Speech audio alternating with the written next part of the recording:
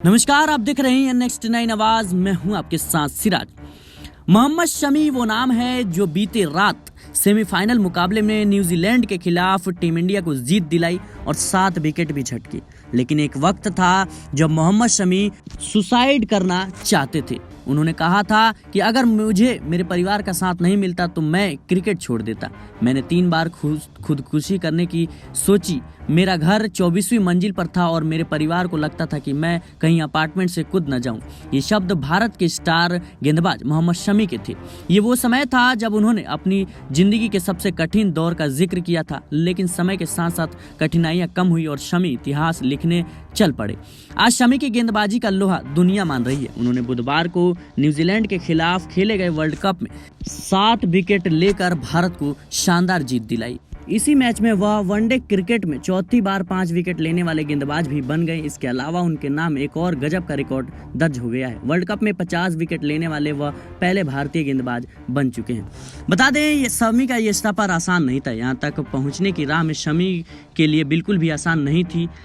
पिछले कुछ वर्षों में शमी पर कई आरोप और विवादों का सामना करना पड़ा। यही वो समय था जब उन्होंने एक बार नहीं 3 बार सुसाइड करने की ठान ली थी। वे समय था जब शमी 2015 वर्ल्ड कप के बाद चोट में वापसी कर रहे थे और उनकी पर्सनल लाइफ में बहुत उथल पुथल मची हुई थी। लेकिन किस्मत में कुछ और ही लिखा था। परिवार का साथ मिला और वह अपने बुरे वक्त से लड़कर इस मुकाम तक पहुंचे। दरअसल 2020 में कोरोना काल के दौरान एक रोहित शर्मा के साथ इंस्टाग्राम लाइव में शमी ने सुसाइड का ख्याल आने वाली बातचीत का खुलासा किया।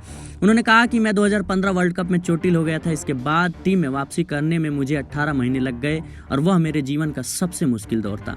आप जानते हैं कि रिहैब कितना मुश्किल होता है और उसके बाद पारिवारिक समस्याएं, ये सब चल रहा था। और इसी बीच आईपीएल से 10 से 12 दिन पहले मेरा एक्सीडेंट हो गया। मीडिया में काफ़ी कुछ गलत चल रहा था और मेरे निजी मुद्दे को लेकर शमी आगे कहते हैं कि मुझे लगता था कि अगर मेरे परिवार का साथ मुझे नहीं मिलता तो मैं क्रिकेट छोड़ देता। मैंने 3 बार खुदकुशी करने के बारे में सोचा।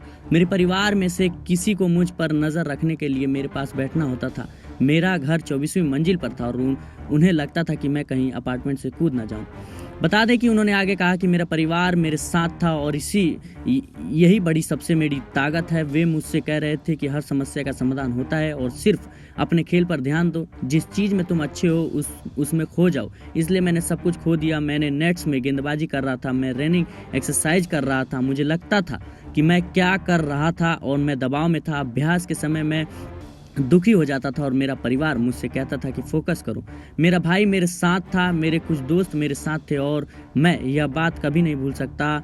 और अगर वह लोग नहीं होते तो मैं खुद को सुसाइड कर लेता, भयानक हो जाता। बता दें कि जिस तरीके से मोहम्मद शमी ने शानदार जीत दिलाई भारत को, कहीं ना कहीं उनके लिए आसान नहीं था। जिंदगी में कई उतार चढ़ाव के बीच ये सफलता हाथ लगी।